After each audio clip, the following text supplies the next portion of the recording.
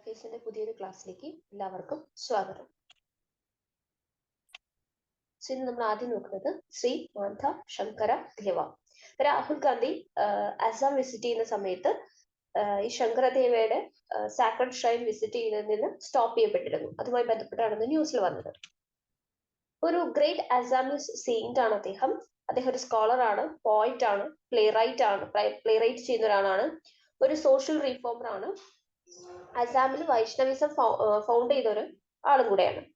അദ്ദേഹം ഭക്തി മൂവ്മെന്റിൽ ഇൻസ്പയർഡ് ആയിരുന്നു അസാമിലെ. അതുപോലെ നിയോ വൈഷ്ണവേറ്റ് മൂവ്മെന്റിൽ പീപ്പിൾസിനെ യുണൈറ്റ് ചെയ്യാൻ വേണ്ടിയിട്ട് അദ്ദേഹം ഒരുപാട് ശ്രമിച്ചിട്ടുണ്ട്. ഓക്കെ, അതിനാണ് ഏകസരൻ നാം ധർമ്മ എന്നുള്ള ഒരു പേരിൽ അറിയപ്പെടുന്നത് നിയോ വൈഷ്ണവേറ്റ് മൂവ്മെന്റിന്. അപ്പോൾ ശങ്കർദേവ് എന്ന് പറയുന്നത് ഒരു അസാമീസ് ലാംഗ്വേജിനെ എൻറിച്ച് ചെയ്യാനും അസാമീസ് ലിറ്ററേച്ചർ അദ്ദേഹത്തിന്റെ പോയട്രിയിലൂടെയും ഡ്രാമയിലൂടെയും അസാമീസ് ലാംഗ്വേജ് എൻറിച്ച് ചെയ്തു. ആ ലിറ്ററേച്ചർ കുറച്ചും കൂടെ ലോകത്തെ അറിയിക്കാൻ വേണ്ടിയിട്ട് അദ്ദേഹം ശ്രമിച്ചു. അദ്ദേഹത്തിന്റെ പോയട്രിയും ഡ്രാമയൊക്കെയാണ് അങ്കിയനാഥ്, ഭവാന എന്നൊക്കെ പറയുന്നത്. പിന്നെ ബോർഗീത്, ബാത്തിമ എന്നൊക്കെ പറയുന്ന കുറെ സോങ്സും അദ്ദേഹം എഴുതിയിട്ടുണ്ട്. അസാമീസ് ക്ലാസിക്കൽ ഡാൻസ് ആയുള്ള സാത്രിയ ഡാൻസിന്റെ ഫാദർ ആയിട്ടും കൂടിയാണ് ഇദ്ദേഹത്തിനെ കണക്കാക്കുന്നത്. അപ്പോൾ അദ്ദേഹത്തിന്റെ പിക്ചറാണ് ഇവിടെ കൊടുത്തിരിക്കുന്നത്. Next Ayodhya temple architecture.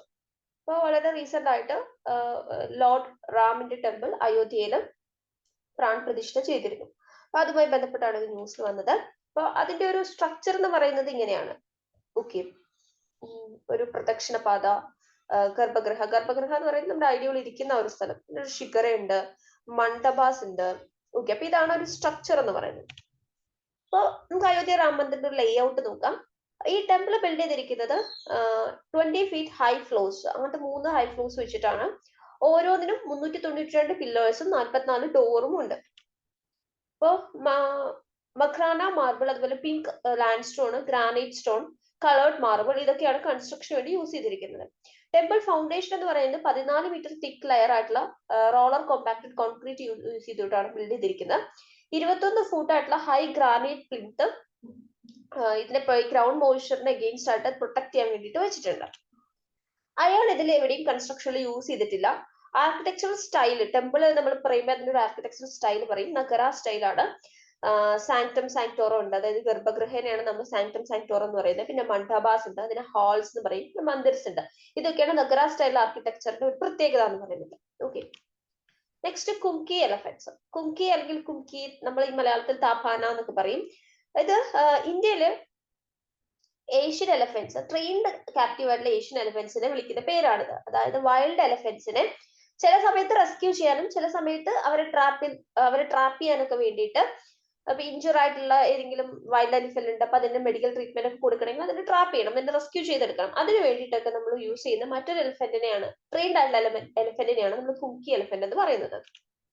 അപ്പൊ കുംകീസിനെ നമുക്ക് വൈൽഡ് എലിഫന്റ്സിനെ ക്യാപ്ചർ ചെയ്യാനും കാമിങ് ചെയ്യാനും ഹേർഡിങ് ചെയ്യാനും ഒക്കെ യൂസ് ചെയ്യാം. കോൺഫ്ലിക്റ്റ് ആയിട്ടുള്ള സിറ്റുവേഷൻ, അതായത് എലഫന്റ്സിന്റെ കോൺഫ്ലിക്റ്റ് ആയിട്ടുള്ള സിറ്റുവേഷൻസിന് അവരെ അതിന് പുറത്തോട്ട് കൊണ്ടുവരാൻ വേണ്ടി കുംകി എലിഫന്റ്സ് നമുക്ക് യൂസ് ചെയ്യാൻ സാധിക്കും. Next Oscars. Film set in India nominated for best documentary. To kill a tiger, അതൊരു ഡോക്യുമെന്ററി ആണ്. ഇന്ത്യയിലെ വളരെ സ്മോൾ വില്ലേജിൽ എടുത്ത ഒരു ഡോക്യുമെന്ററി ആണ്. ഇത് best documentary feature 2024 Oscar academy അവാർഡ്സിനകത്തേക്ക് നോമിനേറ്റ് ചെയ്യപ്പെട്ടിട്ടുണ്ട്. നെക്സ്റ്റ് WTO, അതായത് വേൾഡ് ട്രേഡ് ഓർഗനൈസേഷൻ. ഇതൊരു ഇന്റർ ഗവൺമെന്റൽ ഓർഗനൈസേഷൻ ആണ്. സ്വിറ്റ്സർലൻഡിലെ ജനീവയിലാണ് ഇതിന്റെ headquarters. International trade regulate ചെയ്യുക, അതുപോലെ അത് ഫെസിലിറ്റേറ്റ് ചെയ്യുക എന്നുള്ളതാണ് ഇവരുടെ മെയിൻ ആയിട്ടുള്ള ഒരു റോള്. ഇപ്പോ ഈ ഗവൺമെന്റ്സ് ഈ ഓർഗനൈസേഷൻ എങ്ങനെയൊക്കെയാണ് യൂസ് ചെയ്യുന്നത്? ഇന്റർനാഷണൽ ട്രേഡില് കോർപ്പറേഷന് വേണ്ടിയിട്ടാണ് അതിന് വേണ്ടിയിട്ടുള്ള റൂൾസും എൻഫോഴ്സ്മെന്റ് ഒക്കെയാണ് WTO ചെയ്യുന്നത്. വേൾഡിലെ തന്നെ ലാർജസ്റ്റ് ഇന്റർനാഷണൽ എക്കണോമിക് ഓർഗനൈസേഷൻ ആണ് വേൾഡ് ട്രേഡ് ഓർഗനൈസേഷൻ. 164 മെമ്പർ ഉണ്ട്. വേൾഡിലെ ഗ്ലോബൽ GDPയുടെ 98% ഗ്ലോബൽ ട്രേഡ് നടക്കുന്നത് ഈ WTOയുടെ കീഴിലാണ് വരുന്നത്. സോ ഇന്ന് ഇത്രയാണ് നമുക്ക് പറയാനുള്ളത്. Thank you.